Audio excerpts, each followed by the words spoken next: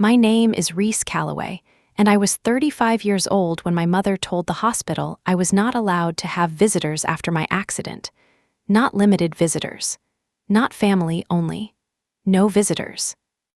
I was in room 412 at St. Anselm Medical Center with a fractured collarbone, a concussion, 11 stitches above my eyebrow, and my left arm strapped across my chest when a nurse quietly told me my father had tried to come up twice.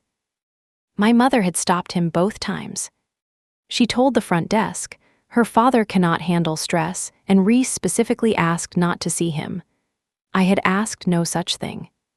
3 days later, my father's heart rhythm crashed in that same hospital, and the phone beside my bed rang because I was listed as his emergency contact. My mother had forgotten that part. She had forgotten that after his last hospital scare, Dad had signed a HIPAA release, a healthcare directive, and a red emergency card naming me as the person to call first. She came to my room with a visitor restriction form, a fake concern voice, and a plan to keep me away from my father long enough to push through a $184,600 property loan for my sister's failing business. I had the nurse's note, I had the hospital call log, I had Dad's emergency card. And by Friday afternoon, in a family conference room with my mother, my sister, a hospital social worker, and my father watching from a wheelchair, my mother learned that no visitors did not mean no witnesses. Before I tell you what happened next, welcome back to Hush and Tell Stories. If you have ever been isolated by someone who needed control more than truth, this story is for you. Tell me in the comments who was allowed in the room when you needed help, and subscribe if quiet proof is the kind of ending you understand. I grew up in Benton Falls, Tennessee, in a greenhouse behind my father's feed store, with a gravel driveway, a row of crepe myrtles, and a mother who could make kindness look like manners and control sound like worry. My father, Harlan Calloway, owned Calloway Feed and Seed on Morgan Street. He smelled like cedar shavings, coffee, and rain-soaked work boots.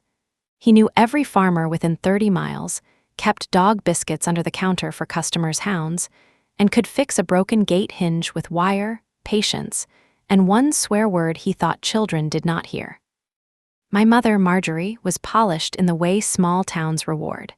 She wore soft sweaters, wrote thank you notes in blue ink, and could tell a church committee where to place the punch bowl with a smile so gentle no one noticed it was an order. At home, that same gentleness became a leash. Don't upset your father. Don't embarrass your sister. Don't make me explain this. Those were her favorite sentences. My younger sister, Piper, was the child everyone protected from reality. She was 2 years younger than me, pretty in a breezy way that made adults want to forgive her before they knew what happened, and always just about to turn the corner. A better job, a better boyfriend, a better plan, a better version of herself that never arrived but always required money in advance. I was the practical one. That sounds like praise until you hear it often enough. Practical meant I could handle disappointment. Practical meant I understood when Piper needed the better bedroom because she was sensitive. Practical meant I could stay late at the store when Dad's cashier quit, but Piper could leave early because she had a headache. Practical meant when Mom needed someone to drive Dad to a cardiology appointment, she called me. When Piper needed a weekend in Nashville to reset her energy, Mom called Dad's credit card. I learned to read receipts before I learned to read people. At 13, I helped Dad sort invoices at the feed store. At 16, I was reconciling supplier statements while Piper was crying because the used car my parents bought her was not the color she wanted. At 19, I came home from community college on Fridays to help unload seed pallets because Dad had thrown his back out and Mom said, "Your sister is not built for that kind of work." Built as if daughters were tools ordered from different catalogs. I became an auto claims fraud investigator because accidents leave evidence. Skid marks, impact angles, timestamps, phone records, medical bills. People can lie with tears in their eyes, but a black box report does not care who the golden child is. My job was not glamorous. I reviewed collision files, interviewed drivers, matched statements against photos, checked medical claims, and found the small contradictions that told the larger story. I was good at it because my childhood had trained me to hear what was missing. My family did not like that part of me. Dad joked that I could tell whether a chicken crossed the road for insurance money. He meant it kindly. Mom called me our little investigator when she wanted to brag, and the interrogation department when I asked a question she did not want to answer. Piper said I made everything feel like court. That was because Piper usually had exhibits. There was another reason Dad trusted me with documents, though he never said it directly. Years before the accident, I had saved the feed store from a mistake no one else wanted to name. A fertilizer supplier had double-billed Dad for 2 spring shipments and then added late fees when he only paid 1. Mom told him to pay again because she hated conflict. Piper told him it was just business and not worth ruining a relationship. Dad almost wrote the check. I asked to see the invoices. The delivery ticket numbers matched. The weight slips matched. Even the driver's signature matched. It was the same truck, same Tuesday, same load, copied into 2 accounts because someone at the supplier's office had entered it twice. Dad argued with me for 20 minutes because pride made him loyal to the wrong problem. Then he let me call the supplier. 2 days later, the late fees were reversed and the account was corrected. He never thanked me in front of Mom. But that Friday, I found a paper bag in my car with a biscuit sandwich from the diner, a bottle of sweet tea, and a note in Dad's blocky handwriting. "You were right, don't get used to hearing that." I kept that note in my glove box for years. That was Dad, unable to say trust out loud, but willing to put it in writing when nobody was watching.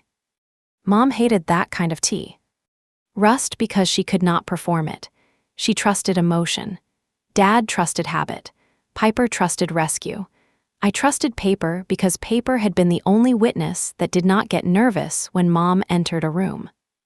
Her first business was a mobile spray tan van that lasted 4 months. Her second was custom gift baskets she forgot to ship. Her third, the one that mattered here, was a boutique party rental company called Glass Fern Events. Glass Fern rented velvet chairs, champagne walls, flower arches, antique mirrors, and table settings for bridal showers and influencer birthdays. Online, it looked magical. In real life, it was 3 storage units, unpaid invoices, damaged inventory, a van with expired tags, and Piper blaming, seasonal cash flow for bills that had been due since spring. My parents were proud anyway. Not proud in the way people are when someone has built something sound. Proud in the way people get when the story photographs well. Mom shared every post. Dad let Piper keep inventory in the empty bay behind the feed store. When Glass Fern needed a trailer, Dad co-signed. When Piper missed payments, Mom called it a rough patch. When creditors called the store, Dad said Piper was young and building. Piper was 32. I had stopped commenting by then, not because I did not care. Because every time I named a problem, my family treated the diagnosis like the disease. The real break started with Dad's first hospital scare. It was a Tuesday in September, 18 months before my accident. Dad got dizzy while stacking feed bags and sat down hard on a pallet. One of his employees called 911. Mom was at a luncheon. Piper was at a venue tour. The hospital called me because Dad had put my number under, if urgent, on a form years earlier, probably because he knew I answered. I drove 40 minutes from Knoxville and found him in the ER, embarrassed, pale, and trying to joke with a nurse while an IV line pulled at his hand. "Don't tell your mother I scared everybody," he said. "She is your wife." Exactly. The doctor said it was an arrhythmia that needed follow-up, medication adjustments, and less stress. Less stress. A simple prescription for a man married to my mother and funding Piper. I made a folder, medication list, appointments, insurance cards, cardiologist notes. Dad pretended to grumble, but he took it home. 2 weeks later, he called me from the feed store after closing. "I need you to come by when you can." I found him at his desk with papers spread out, not invoices, legal forms.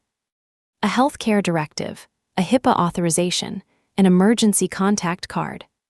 Your mother gets upset, he said, not looking at me. Piper panics, you read. That was all, you read. In my father's language, that was trust.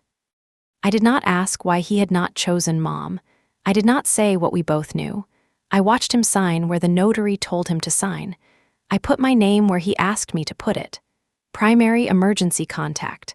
Authorized person for medical information. Healthcare agent if he could not speak. Don't make a big thing of this, he said. I won't. And don't tell your mother unless it matters. That should have warned me. At the time, I thought it was just Dad avoiding conflict. Now I know conflict you keep avoiding often grows into a room you cannot escape. Around that same time, Dad inherited a small property from his older brother, a brick ranch house and 2 acres on Sycamore Bend Road. It had a detached workshop, a creek behind the tree line, and enough value to make people suddenly sentimental. Uncle Roy had left it to Dad outright, but Dad talked about fixing it up for retirement. I can put a garden out back, he told me once. Maybe teach your kids to fish if you ever give me any. I have a dog and a mortgage. Start with the dog, he laughed. Mom hated the house. She called it musty, isolated, and impractical. Piper called it a waste of equity, a phrase she learned from somebody who probably wanted equity. By spring, Glass Fern's debts had teeth. A storage company put a lock on one unit. A supplier threatened to sue over damaged chargers and missing linens. The trailer lender called Dad twice at the store. Piper cried often. Mom's voice got softer, which meant the pressure was getting harder. One Sunday, Mom invited me for dinner. That should have been warning enough. At the table, with pot roast, carrots, and Piper's untouched salad between us, Dad said Sycamore Bend might be refinanced. Refinanced how? I asked. Mom sighed before he answered.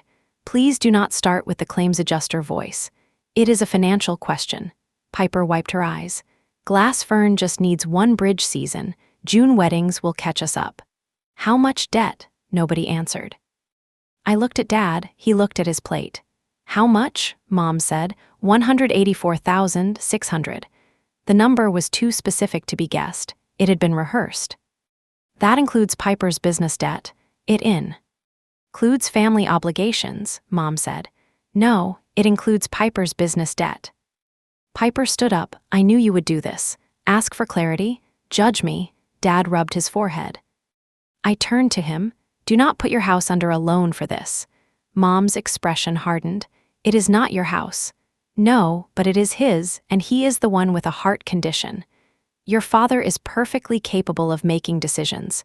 Then let him answer. The kitchen went quiet. Dad did not answer. That silence did something to me. Not because it was new, but because it was old. Dad loved me. I knew he did. He loved me in rides to school, oil changes, corny jokes, and $20 bills tucked into my glove compartment when I was too proud to ask. But when Mom and Piper turned a room, he got quiet. Silence can be gentle. It can also be abandonment with its shoes off. I left that dinner without dessert. Mom followed me to the porch. You have always needed to be the authority, she said. No, I have always been called when the bill came due. Her eyes narrowed. Your father needs peace. Then stop trying to borrow against his future. She stepped closer. Be very careful, Reese. If you keep putting yourself between your father and this family, you may find yourself outside of it.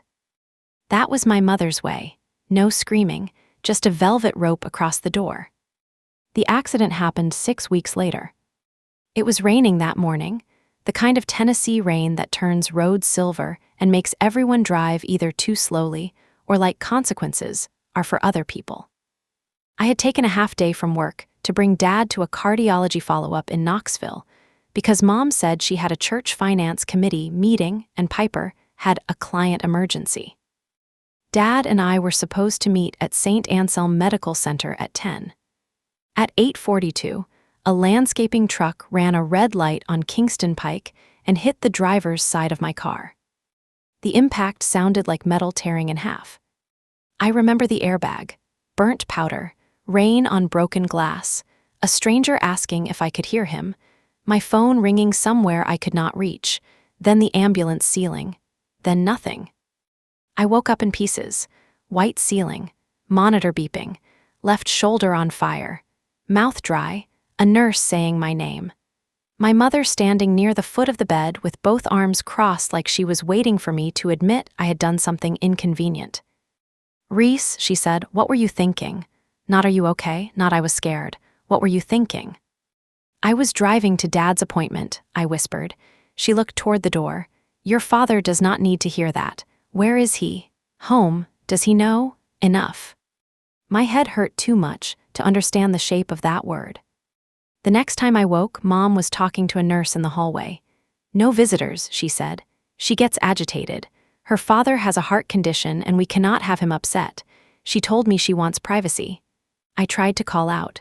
My throat would not carry. The nurse said, "Once she is more alert, we will confirm her preferences." "Of course," Mom said in the sweet voice. "I am only protecting both of them." Protecting, that word again. People who want control often start by calling it protection. When I was alert enough to hold my phone, it was gone from the bedside table. My purse was in the cabinet across the room. My left arm was strapped, my right hand had an IV, and every movement sent pain through my collarbone. Mom sat beside me scrolling on her phone. "I need my phone. You need rest." "Mom," she looked up. "Don't start. I need to call Dad. He knows you are stable. I want to talk to him. He is not coming." "Why?" "Because you upset him enough already." I stared at her. "What does that mean?" She put her phone down slowly. "Your father was waiting for you at cardiology. Then he gets a call that you were in a wreck. Do you understand what that did to him? He almost collapsed in the waiting room. Then I need to tell him I am okay. He tried to visit," she said, voice tightening, "and I told him no." "You told him no?" "I told the hospital no visitors. I did not ask for that. You were not in a condition to know what was good for you." There it was, the sentence that carried my childhood inside it. I was not in a condition to know. Mom always loved the version of me that could manage everything until my judgment contradicted hers. Then I was confused, emotional, harsh, unwell, dramatic, ungrateful, or too injured to decide who entered my room. "Call him," I said. "No." I reached for the nurse button. Mom stood. "Do not make a scene." I pressed it. When the nurse came in, Mom became soft. "She is agitated." I looked at the nurse, whose badge read Elena. "I want my phone. I want to call my father. I do not want a visitor restriction." Elena looked from me to my mother. "Ms. Calloway, if you are alert and oriented, your visitor preferences are yours." Mom said, "She has a concuse." Sion, Elena did not move. "The doctor can assess, but she is answering appropriately." My mother smiled, but her eyes changed. "Of course." Elena retrieved my purse. My phone was inside, powered off. Mom said nothing. I turned it on with one shaking hand. 14 missed calls from Dad. 6 from Piper. 1 text from Dad at 10:31. "I'm at the hospital. Front desk says no visitors. Did I do something wrong?" That text hurt more than the stitches. I called him, no answer. I called again, no answer. Mom said, "He is resting." I looked at her. "What did you tell him? The truth? Which version?" Her mouth tightened. "That you did not want visitors, that you needed space, that I would handle it." "I never said that. You did not have to." "Yes," I said. "I did." Elena quietly adjusted the IV line and said, "I will update the chart." Mom looked at her. Elena looked back. There are nurses who can hold a room without raising their voices. Elena was one of them.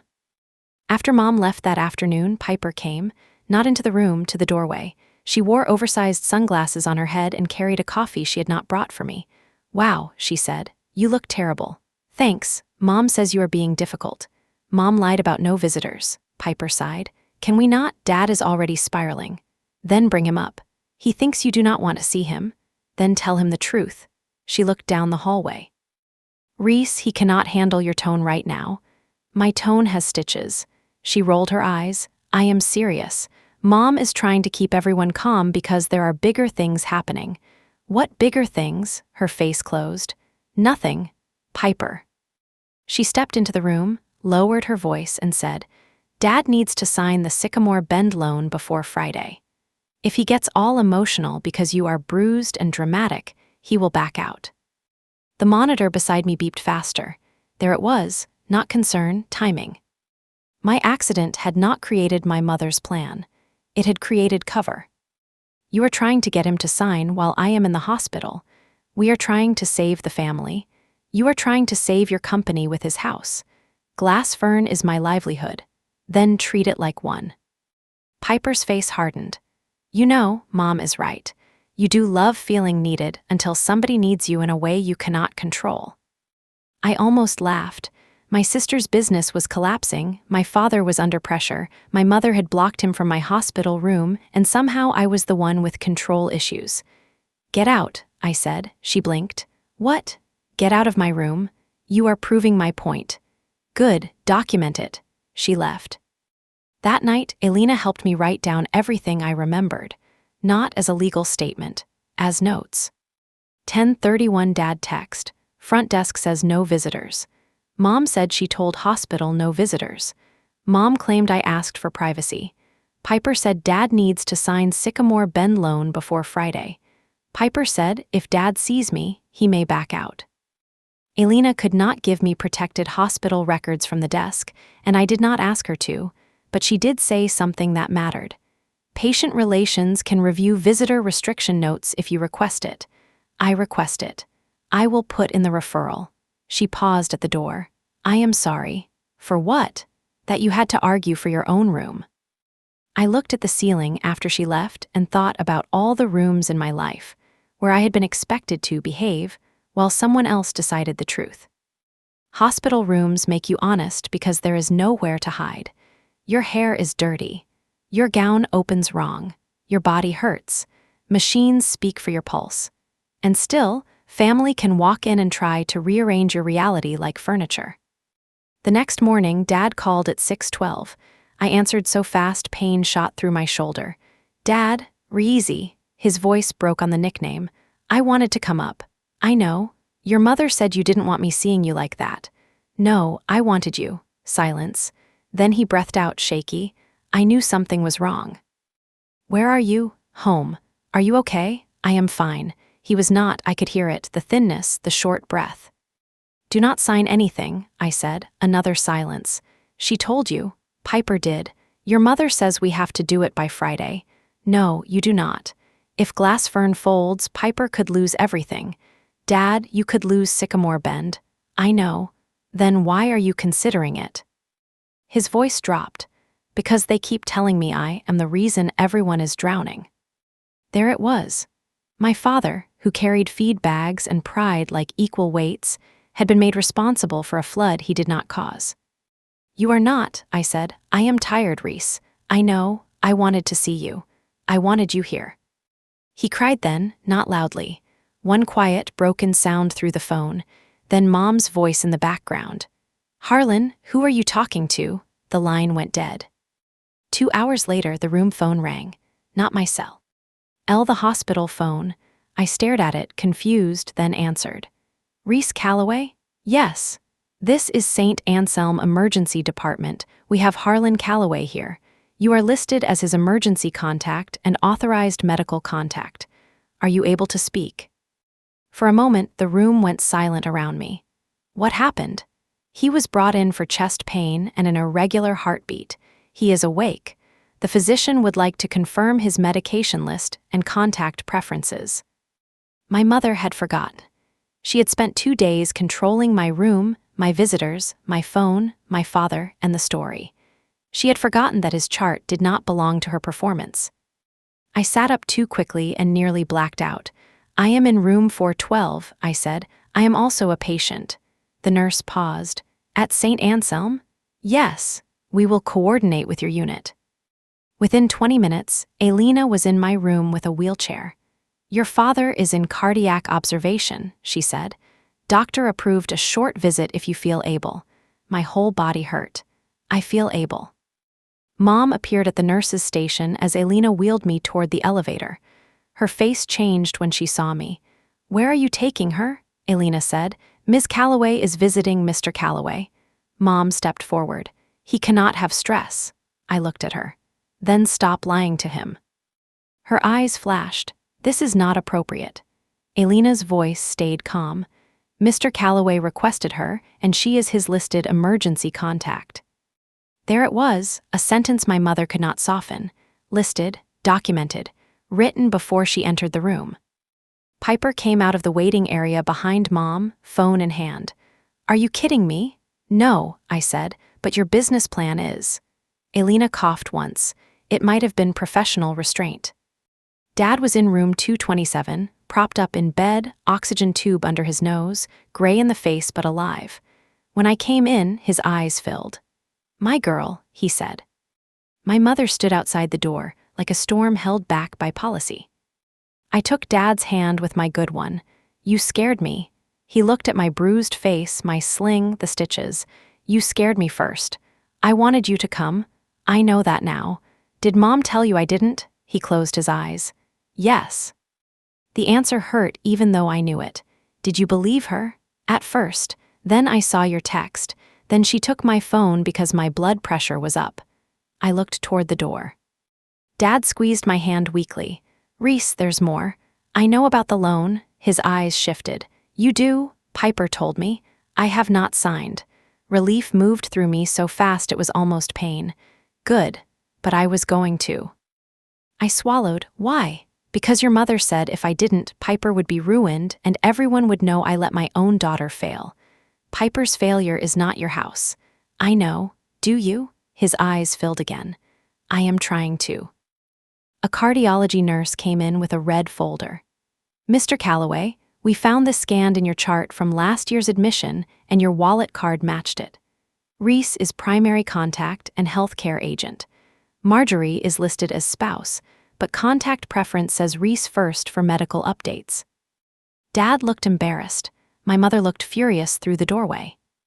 I almost laughed, not because anything was funny, because paper had done what emotion could not. It had held the line.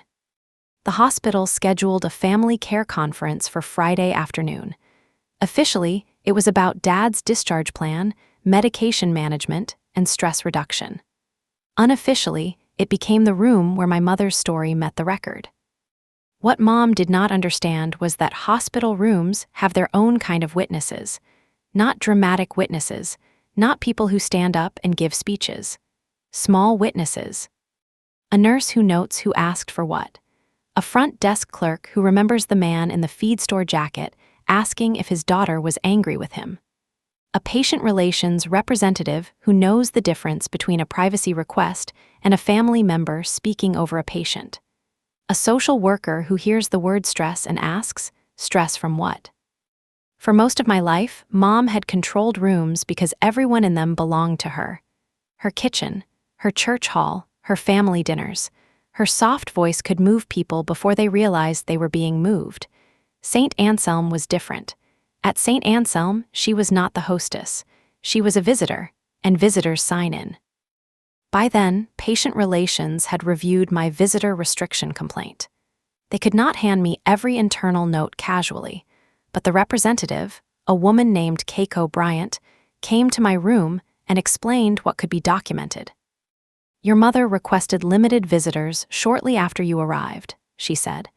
"The note says she stated your father should not visit due to his cardiac condition and that you preferred privacy. Once you became alert, the restriction was updated per your request. Can that be placed in my patient file?" It already is. Can I receive a summary?" "Yes." I thanked her. Then I asked for a wheelchair and a quiet place to print documents. Elena helped me gather what I had. Dad's text from the front desk, my call log, Piper's doorway admission, written in my notes immediately afterward, the patient relations summary, Dad's emergency contact card, the HIPAA authorization, a screenshot of Piper's text to Mom that came in by accident when she sent it to the wrong Reese in her contacts. That one arrived Thursday night. Piper, she got to Dad somehow. If she blocks the loan, glass fern is done. Mom, I handled visitors once. I will handle the meeting. Piper, keep it focused on Dad's stress. Make Reese look unstable after the accident. Mom, she is in a hospital bed. That will not be hard. I stared at that message for a long time, not because I was surprised, because sometimes seeing your mother's strategy in writing does not make the wound deeper. It makes the fog thinner. I sent it to myself, then to Dad, then to Keiko and my own email. By the time I finished reading those messages, I understood why Mom had moved so quickly at the hospital. It was not only about keeping Dad calm. It was about keeping him dependent on her version of events long enough to get him in front of a notary. Piper had mentioned Friday like a deadline. Later, I found out why. A private lender had agreed to issue the Sycamore Bend loan if Dad signed by noon Friday, and if Mom provided a physician's note saying he was medically stable enough to execute documents. The amount was exactly $184,600, secured against a property Dad owned free and clear. The interest rate was ugly. The origination fee alone was almost $9,000. I saw the draft in Piper's folder during the conference, but I had heard enough before then to know the shape of it. They did not need Dad well, they needed him available. They did not need me healed, they needed me quiet. That is a different kind of cruelty. The kind that enters a hospital wearing a cardigan and carrying a phone charger. Friday at 2 in the afternoon, I was wheeled into a family conference room on the second floor of St. Anselm Medical Center. Dad sat at the table in a wheelchair, wearing a hospital robe and the expression of a man who had been forced to see too much at once. Mom sat beside him, one hand on his chair like possession. Piper sat on his other side with a folder of loan papers in her lap. She had dressed for persuasion, beige coat, soft curls, no mascara because tears looked more natural without it. Keiko from Patient Relations sat near the wall. A hospital social worker named Erin Patel sat at the head of the table. Dad's cardiology nurse came in with medication instructions. Elena stood behind my chair for a moment, then squeezed my shoulder lightly and left. Mom started before Erin finished introducing himself. "My concern is stress," she said. "Harlan has been under tremendous stress because Reese keeps inserting herself into family decisions while she is injured and emotional." Erin said, "We will focus first on Mr. Calloway's discharge needs." "Of course," Mom said, "but family conflict is part of that." Piper sniffed. Dad looked at the table. I stayed quiet. Quiet is not surrender when you have documents. Erin reviewed Dad's medication schedule, follow-up appointment, dietary changes, and need for rest. Then he asked, "Who will assist at home?" Mom lifted her hand. "I will," Dad spoke softly. "I want Reese included." Mom's hand froze on the chair. "Harlan," he did not look at her. "I want Reese included." Erin nodded. "That aligns with the contact preference in your chart." Piper leaned forward. "But Reese is also recovering. She cannot manage Dad's care. Mom is his wife." "No one is removing your mother," Erin said. "We are clarifying support." Mom smiled tightly. "Support is exactly what I want, but Reese has created a false narrative that I kept her father from her. That is upsetting him." Keiko looked at me. I opened my folder. "No," I said, "the narrative is documented." Mom's eyes narrowed. I placed Dad's text on the table. 10:31, I'm at the hospital. Front desk says no visitors. Did I do something wrong? Dad stared at it. I placed the patient relations summary beside it. Visitor limitation requested by Marjorie Calloway. Request included statement that patient preferred privacy and father should not visit due to cardiac condition. Updated after patient stated she did not request restriction. Piper said that does not prove Mom was trying to hurt anyone. No, I said. It proves she spoke for me when I could not. Mom's face flushed. You were unconscious. Then you should have said, ask Reese when she wakes up. I was protecting your father. Dad looked at her. You told me she did not want me. Mom turned to him. I was trying to keep you calm. You lied. The room went. Still, my father rarely used words that direct. Mom's eyes filled instantly. Harlan, please. He shook his head. You lied. Piper touched his arm. Dad, she was scared. He looked at Piper. Were you scared when you told Reese I needed to sign before Friday? Piper went pale. I placed my notes on the table. Tuesday, Piper came to my hospital room and said, Dad needs to sign the Sycamore Bend loan before Friday. If he gets emotional because you are bruised and dramatic, he will back out. Piper snapped, you wrote that down. Yes, you are unbelievable. No, I said, I am consistent. Then I placed the accidental text screenshot on the table. She got to Dad somehow. If she blocks the loan, glass fern is done. I handled visitors once. I will handle the meeting. Keep it focused on Dad's stress. Make Reese look unstable after the accident. She is in a hospital bed. That will not be hard. Mom reached for the paper. Keiko said, please leave the documents on the table. Mom froze. Dad read the screenshot slowly. His face changed as he moved through each line. The room did not need shouting after that. The words did the damage. Dad looked at my mother. Make Reese look unstable, Mom whispered. I was desperate. For money, I said. For family, she snapped. No, family was upstairs with Stitches asking for her father. Aaron Patel cleared his throat, gently but firmly. It sounds like there are financial discussions happening alongside medical planning. For Mr. Calloway's well-being, I would recommend separating those matters and avoiding major financial decisions during acute recovery. Piper's eyes filled. If we wait, we lose the warehouse inventory. Dad looked at her. What exactly do you owe? She looked at Mom. Mom looked away. Dad repeated, Piper, what exactly do you owe? Piper's mouth trembled. $184,600. He closed his eyes. The same number, but this time it arrived without Mom's wrapping.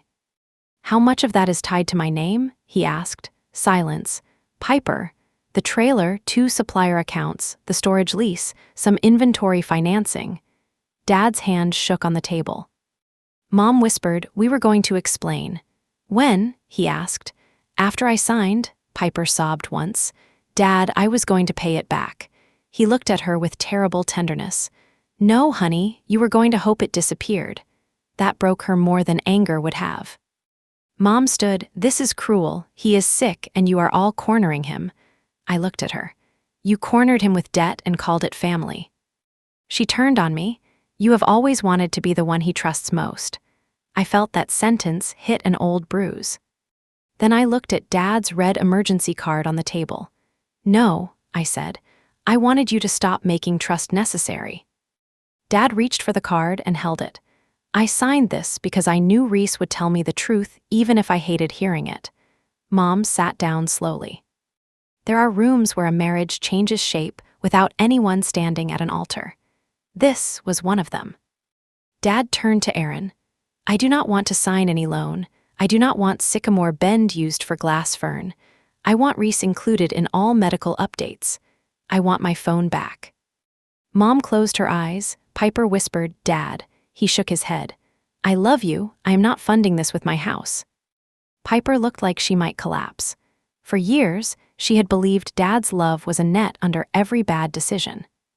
Dad also asked one question that changed the room. He looked at Piper's loan folder and said, Did either of you bring this to the hospital before I was admitted? Piper's face collapsed before she answered. Mom said, Harlan. He looked at her. Answer me, Piper whispered. Mom had it in the car. The cardiology nurse looked down at her notes. Aaron Patel stopped writing. Dad's voice was rough. You brought loan papers to the hospital while Reese was upstairs hurt. Mom pressed her lips together. I brought them because the deadline did not stop for feelings. There it was, not the soft version, not the protective version, the real one. The deadline did not stop for feelings. I looked at my mother then and understood something that made me colder than anger. She had not failed to see the hospital bed. She had seen it and decided it was useful. Dad understood it too. His hand moved to the red emergency card again, almost unconsciously, as if he needed to touch the one piece of paper in the room that had not betrayed him. That day love stayed, the net did not. Aaron documented Dad's preferences. Keiko documented the visitor concern. The nurse reviewed discharge instructions again, this time with me included and Mom silent. By the time the meeting ended, the lone folder in Piper's lap looked heavier than any medical chart in the room. After the meeting, Keiko walked with my wheelchair back toward the elevator. She did not ask for details. She did not say families are complicated. She did know. T tell me to forgive my mother because stress makes people act strangely. She just said, people often confuse access with authority. I looked up at her. What do you mean? Being the loudest person at the bedside does not mean you speak for the patient. Sometimes it just means you got there first. I thought about that for days. Mom had gotten there first my whole life. First to explain, first to cry, first to frame the story, first to decide what everyone else meant. By the time I entered a room, I was usually not defending myself against facts. I was defending myself against the version of me she had already delivered. At St. Anselm, for once, the chart got there before she did. As we left, Mom stepped close to my wheelchair. This is not over. I looked up at her. No, but the part where you speak for me is. She stared at me for a long second, then she walked away. I also learned what had happened in the cardiology waiting room the morning of my accident. Dad told me later slowly because shame made him want to edit. He had arrived early with 2 coffees, one for him and one for me, even though I always complained that he put too much cream in mine. When I did not arrive by 9:55, he called. No answer. At 10:07, Mom called him and said I had been in an accident. He tried to leave for the ER immediately. Mom told him not to. She said she was already there. She said I was unconscious. She said seeing me would send his heart into another episode. Then, when he came anyway, the front desk told him no visitors. He sat in the lobby for 40 minutes holding the coffee meant for me until the ice melted and the cup sweated through the napkin. That detail undid me. Not the crash, not the stitches. The cup. My father sitting below my hospital room, believing I had refused him, holding an iced coffee with too much cream because he still knew one small thing about me. Dad stayed 2 more days. I was discharged the next morning with pain medication, a sling, and instructions not to drive. My friend Laurel picked me up because Mom had offered, and I had said no before she finished the sentence. Fresh rule: if someone blocks your visitors in the hospital, they do not get to be your ride home. Laurel was my best friend from college, a middle school art teacher with short copper hair and the ability to make any crisis include snacks. She arrived with a pillow for the seat belt, ginger ale, and a look on her face that said she had already decided several people were dead to her. I brought soup, she said. I have a concussion, not a Victorian wasting disease. You have betrayal, soup applies. At home, she helped me onto the couch, put my medication schedule on the fridge, and taped a sign to my front door that said, "No Marjories beyond this point." I laughed for the first time in days. Painfully, but fully. My recovery took longer than I wanted to admit. The collarbone healed on its own, but healing on its own does not mean healing easily. For weeks, I slept in a recliner because lying flat hurt. I could not lift a grocery bag. I could not drive. I could not wash my hair without planning it like a construction project. Laurel came twice a week and pretended she needed to try new soup recipes when really she was checking whether I had eaten. Physical pain was simple compared to the other kind. The other kind came when my phone buzzed and my body prepared for Mom's voice. It came when I remembered Dad in the lobby with the coffee. It came when I realized how close he had been to signing away a house he loved because everyone around him had turned his fear into urgency. Dr. Menon asked me once what part of the accident I replayed most. I expected to say the truck. I said, the front desk. She waited. Because he was right there, I said. He was right there and someone made a rule out of a lie. That was the line that stayed with me, a rule out of a lie. Families do that more often than we admit. Dad came home Sunday. Not to Mom, at first. To a short-term cardiac rehab apartment arranged through the hospital and paid by his insurance for 2 weeks. Erin, the social worker, helped him set it up after Dad admitted he was afraid home would become a signing campaign before it became a recovery space. That was the first time I saw my father choose quiet over peace. There is a difference. Peace in our family meant Mom was not upset. Quiet meant no one was allowed to use his blood pressure as a bargaining chip. Piper's business did not survive the month. Glass Fern lost the storage units. The trailer was repossessed. 2 suppliers filed claims. Piper posted nothing for 3 weeks. Then she posted a black square with a quote about betrayal revealing true family. I did not respond. Dad did not either. Mom called me once, 4 days after the meeting. I let it go to voicemail. "Reese," she said, "I know you think you won. I hope you understand what winning looks like when your sister loses everything and your father is living in a rehab apartment because you made him afraid of his own wife." I deleted it. Then I restored it from deleted and saved it to a folder. Old habits. Not because I planned to use it. Because I had learned that guilt often returns wearing a different coat, and records help you recognize the body.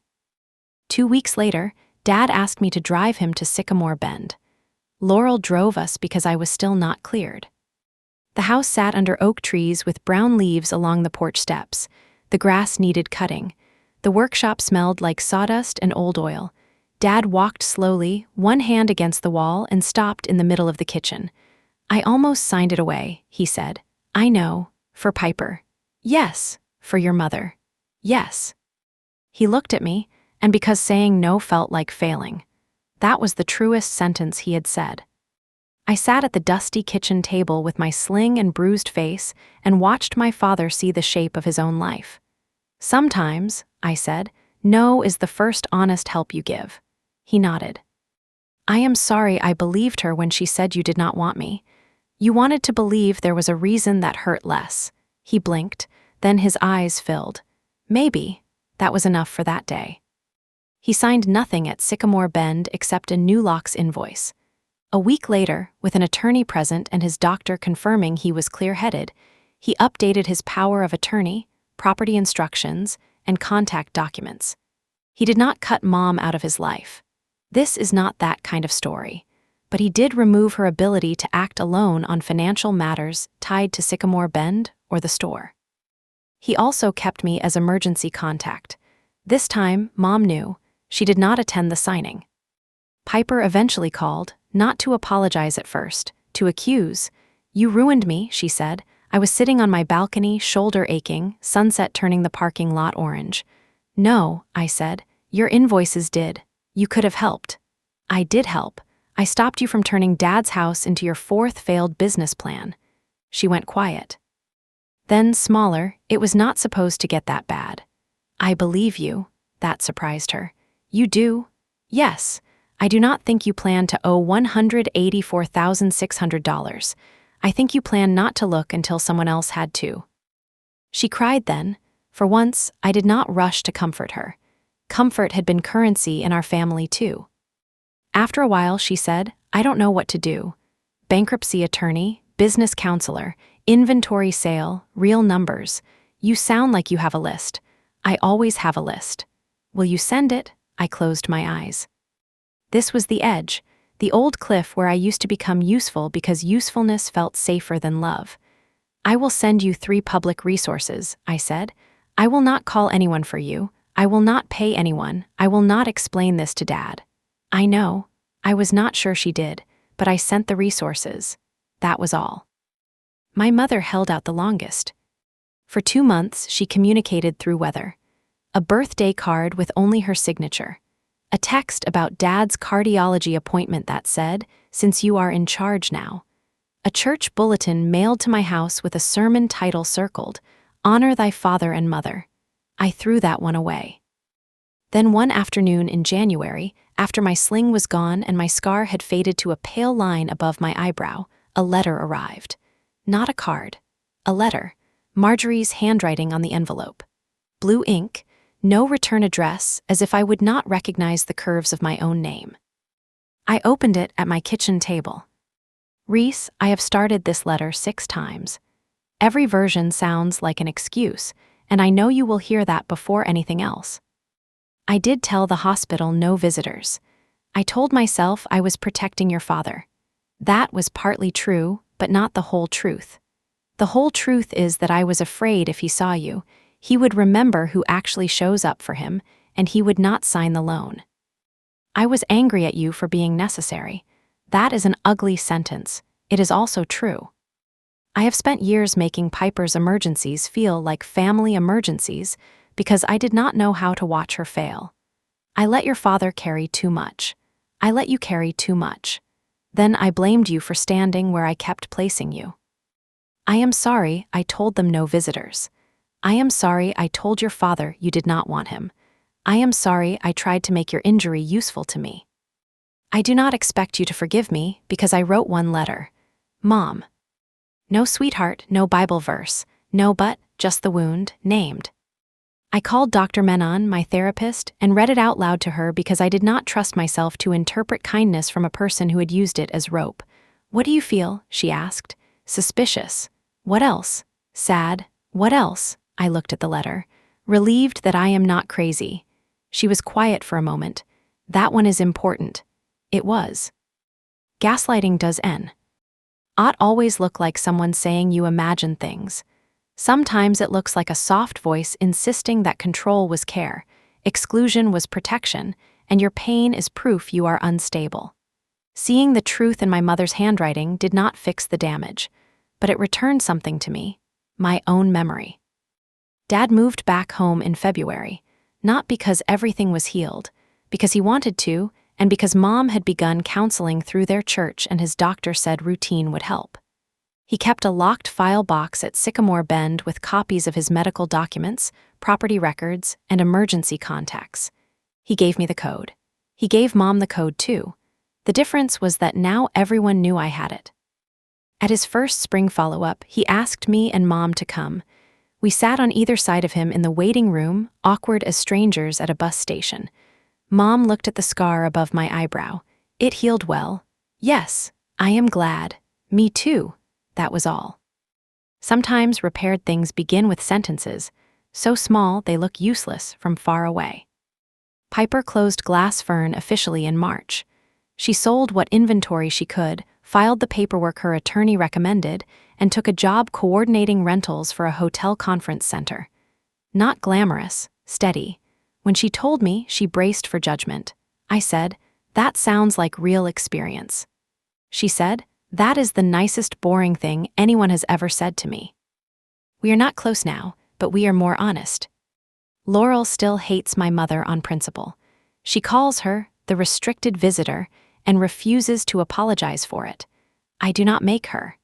Everyone needs at least one friend who remembers the version of the story you might soften later. As for me, I still work accident claims. I still read files. I still trust records. But now I understand something I did not before the crash. A record is not just proof against someone else. Sometimes it is proof for yourself. The text from Dad asking if he had done something wrong. The visitor note. The emergency contact card. The screenshot where Mom said I would look unstable in a hospital bed. They were not just evidence of betrayal. They were evidence that my pain had a source outside my own head. My mother told the hospital no visitors after my accident. She thought if she controlled the door, she controlled the story. But she forgot I was Dad's emergency contact. She forgot he had chosen me in writing long before she needed him isolated. She forgot paper can sit quietly for months and still stand up at the right time. That is my story. If someone has ever kept you away from the person who needed you or called control protection, tell me what you would have done. Would you have stayed quiet, confronted them, or brought every record into the room? Share this with someone who needs permission to trust what they remember. Subscribe to Hush and Tell Stories for more stories about family betrayal, quiet strength, painful truth, and the moment the right person finally gets called. I will see you in the next one.